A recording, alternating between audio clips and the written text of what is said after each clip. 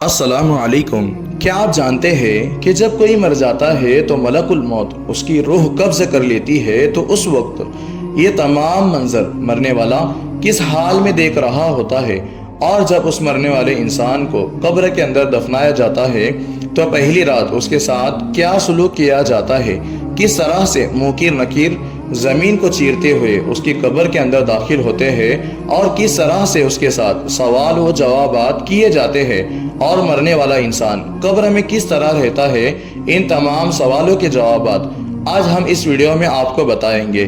تو دوستو، آپ سے گزارش ہے آپ ویڈیو کو آخر تک ضرور دیکھیں اور اپنے تمام دوستوں میں شیئر کریں۔ تو دوستو چلیے شروع کرتے ہیں۔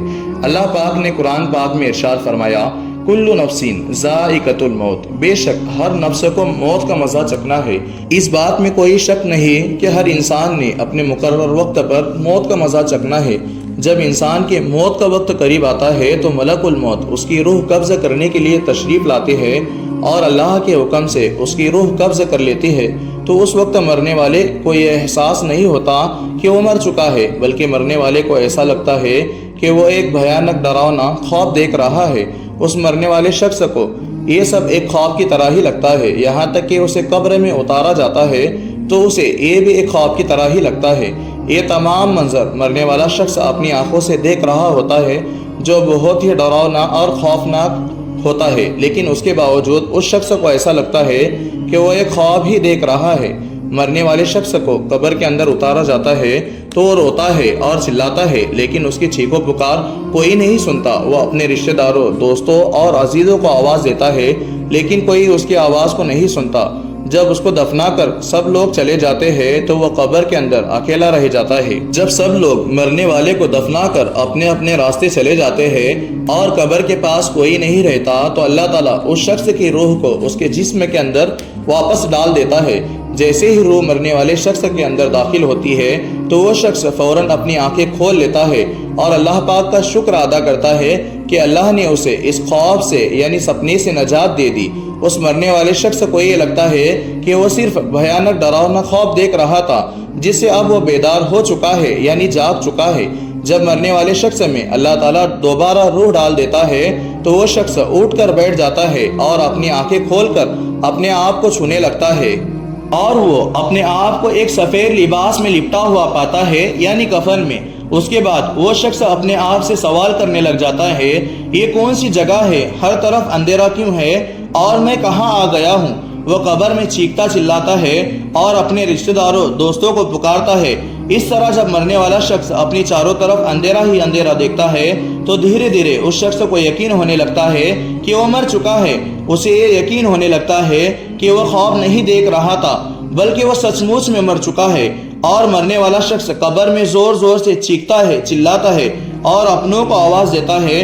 جب کوئی بھی رشتہ دار اور کوئی بھی اپنا اس کی چیخوں کا جواب نہیں دیتا تو اس کی امید صرف اللہ رب العزت کی ذات سے لگ جاتی ہے۔ پھر وہ اللہ سے دعائیں کرنے لگ جاتا ہے، اے اللہ میرے گناہوں کو معاف فرما اور مجھے اس خوف سے نجات فرما۔ اگر وہ شخص گنہگار ہوتا ہے تو وہ دیکھتا ہے کہ دو خوفناک فرشتے اپنے بھیانک دانتوں کے ساتھ زمین کو چیرتے ہوئے اس کی قبر میں داخل ہو جاتے ہیں۔ ان فرشتوں کو دیکھنے کے بعد اس مرنے والے شخص کی چیخ و پکار میں اور کہیں زیادہ اضافہ ہو جاتا ہے اور وہ زور زور سے چلانے لگ جاتا ہے۔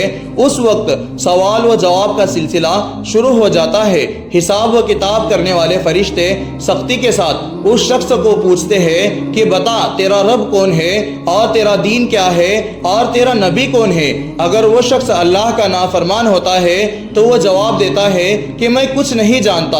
اس طرح اس کا جواب سن کر منکر نکیر کہتے ہیں، ہم جانتے تھے تم یہی جواب دو گے۔ تو اس کے بعد فرشتے قبر کو حکم دیتے ہیں کہ تو اس کے لیے تنگ ہو جا۔ تو وہ قبر اتنی تنگ ہو جاتی ہے کہ اس کی فصلیاں ایک دوسرے کے اندر گھس جاتی ہے اور اس پر عذاب مسلط کر دیا جاتا ہے اور اس کی قبر کے اندر جہنم کے دروازے کھول دیے جاتے ہیں۔ اگر مرنے والا شخص نیک ہوتا ہے تو وہ دیکھتا ہے کہ دو خوبصورت فرشتے اس کے پاس آ کر بیٹھ جاتے ہیں۔ دونوں فرشتے اس کو تسلی دینے لگ جاتے ہیں اور اس کی حوصلہ افزائی کرنے لگ جاتے ہیں۔ اس طرح اس نیک انسان سے بھی یہی سوال و جواب کیے جاتے ہیں کہ تیرا رب کون ہے، تیرا دین کیا ہے اور تیرا نبی کون ہے۔ وہ شخص تینوں سوالوں کے جوابات صحیح سے دے دیتا ہے کہ میرا رب اللہ ہے، میرا دین اسلام ہے اور میرے نبی حضرت محمد صلی اللہ علیہ وسلم ہے، اس کے بعد فرشتے اسے خوشخبری سناتے ہیں اور اس کی قبر کو جنت کے باغوں کا ایک باغ بنا دیا جاتا ہے اور اس کو ہمیشہ ہمیشہ کی راحت عطا کر دی جاتی ہے۔ نبی صلی اللہ علیہ وسلم نے ارشاد فرمایا، تم میں سے ہر شخص کو قبر کے اندر آزمایا جائے گا، اور آپ صلی اللہ علیہ وسلم نے یہ بھی فرمایا کہ ہر انسان کی زندگی میں 2 دن اور 2 راتیں ایسی آئے گی کہ اس سے پہلے اس نے کبھی 2 دن اور 2 راتیں ایسی نہ دیکھی ہوگی۔ ایک وہ دن ہوگا جس دن وہ مرے گا، اور ایک وہ دن ہوگا جس کے بعد وہ دن نہیں آئے گا، اور وہ دن قیامت کا ہوگا۔ اور 2 راتوں میں ایک رات وہ ہوگی جو قبر کی اس کی پہلی رات ہوگی، اور ایک وہ رات ہوگی جس رات کے بعد قیامت قائم ہوگی۔ حضور پاک صلی اللہ علیہ وسلم نے ارشاد فرمایا، میں نے بڑے بڑے خوفناک منظر دیکھے ہیں، لیکن قبر سے خوفناک منظر کبھی نہیں دیکھا۔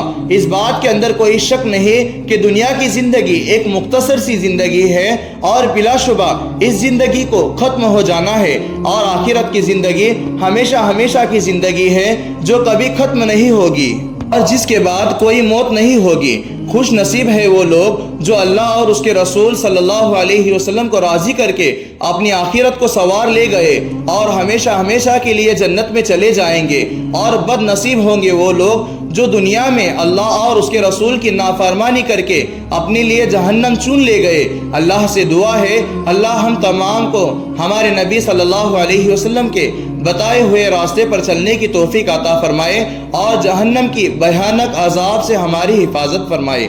آمین ثم آمین۔ تو دوستو، آپ سے گزارش ہے اگر آپ کو یہ ویڈیو اچھی لگے تو ہمارے چینل کو سبسکرائب اور ویڈیو کو لائک اور اپنے تمام دوستوں میں شیئر بھی ضرور کریں۔ جزاک اللہ۔ السلام علیکم۔